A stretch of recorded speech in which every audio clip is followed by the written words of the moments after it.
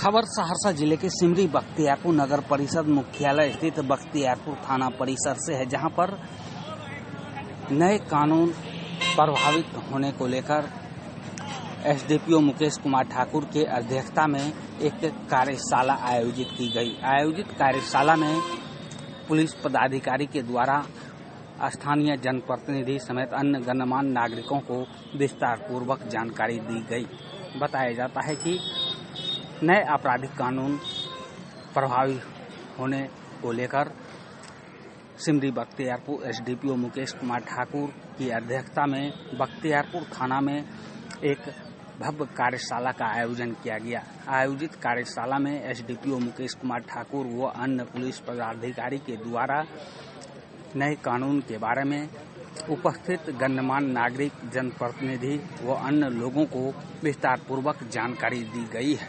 आइए सुनते हैं एसडीपीओ मुकेश कुमार ठाकुर की जुबानी। भारतीय नागरिक सुरक्षा संहिता बीएनएसएस और भारतीय साक्ष्य अधिनियम साक्ष्य संहिता बीएसएस, ये 3 नए नाम दिए गए हैं। जो Indian penal code, IPC, CrPC और एविडेंस एक्ट है, ये तीनों आज से परिवर्तित नहीं है, संचालन आज से नहीं रहेंगे, ऑब्सोलीट हो गए हैं। और आज से 1 जुलाई 2024 से भारतीय न्याय संहिता बीएनएस, जो हमारा पीनल कोड था, भारतीय नागरिक सुरक्षा संहिता बीएनएसएस, जो हमारा कोड ऑफ क्रिमिनल प्रोसीजर था सीआरपीसी, और भारतीय साक्ष्य संहिता, जो हमारा भारतीय साक्ष्य अधिनियम था इंडियन एविडेंस एक्ट, वो तीनों आज से प्रवर्तित हो रहे हैं। अब ये जो 3 नए कानून बनाए गए, पब्लिक वाइब से राकेश कुमार की रिपोर्ट। होगा वो सहनशीलता होनी चाहिए, उसका भी ध्यान रखा गया है। बदलते जमाने में हम लोग डिजिटल दौर में, डिजिटल युग में जी रहे हैं। हर चीज हम लोग का डिजिटली होता है। कोई भी क्राइम होता है, हम लोग सीसीटीवी फुटेज देखते हैं, हम लोग कॉल डिटेल्स देखते हैं, हम लोग मोबाइल से वीडियो बना लेते हैं, या और भी डिजिटल माध्यम से ही सारा चीज आता है। लेकिन पुराने कानून के अनुसार जो है, उनका जो है अहमियत जो है, वैलिडिटी जो थी साक्ष्य की, वो उतनी स्ट्रांग नहीं थी, सेकेंडरी एविडेंस माना जाता था। तो अब नए कानून के हिसाब से हमारा जो डिजिटल एविडेंस होगा वो प्राइमरी एविडेंस माना जाएगा, और इससे जो कोर्ट का ट्रायल होगा उसमें बहुत ही ये समय कम लगेगा और जल्दी से हो सकेगा। तो कुल मिला के ये नए कानून हमारा नागरिक केंद्रित है। हम धीरे धीरे डिटेल से बताएंगे सारे बिंदु को। ये न्याय प्रणाली में टेक्नोलॉजी पर जोर दिया गया है। महिलाओं और बच्चों से संबंधित अपराधों के प्रति भी संवेदनशील और ज़्यादा संवेदनशीलता बढ़ाई गई। काफ़ी अलग है।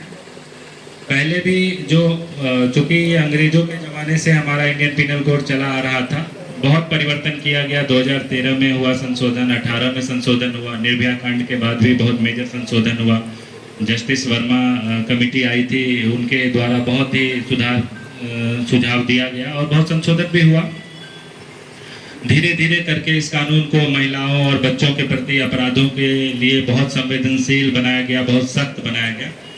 तो इसमें लगातार सुधार और बदलाव तो हो ही रहे थे, लेकिन अब से हमारा जो बीएनएस भारतीय न्याय संहिता लागू आज से हो रहा है, इसको पूर्ण रूप से इसको नागरिक केंद्रित बनाया गया है।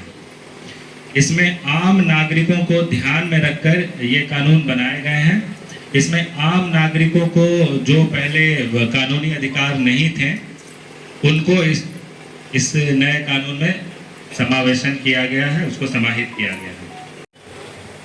उनको हम लोग भारतीय न्याय संहिता बीएनएस, भारतीय नागरिक सुरक्षा संहिता बीएनएसएस और भारतीय साक्ष्य अधिनियम साक्ष्य संहिता बीएसएस, ये 3 नए नाम दिए गए हैं। जो Indian penal code, IPC, CrPC और एविडेंस एक्ट है, ये तीनों आज से परिवर्तित नहीं है, संचालन आज से नहीं रहेंगे, ऑब्सोलीट हो गए हैं। और आज से 1 जुलाई 2024 से भारतीय न्याय संहिता बीएनएस, जो हमारा पीनल कोड था, भारतीय नागरिक सुरक्षा संहिता बीएनएसएस, जो हमारा कोड ऑफ क्रिमिनल प्रोसीजर था CRPC, और भारतीय साक्ष्य संहिता जो हमारा भारतीय साक्ष्य अधिनियम था, इंडियन एविडेंस एक्ट, वो तीनों आज से प्रवर्तित हो रहे हैं।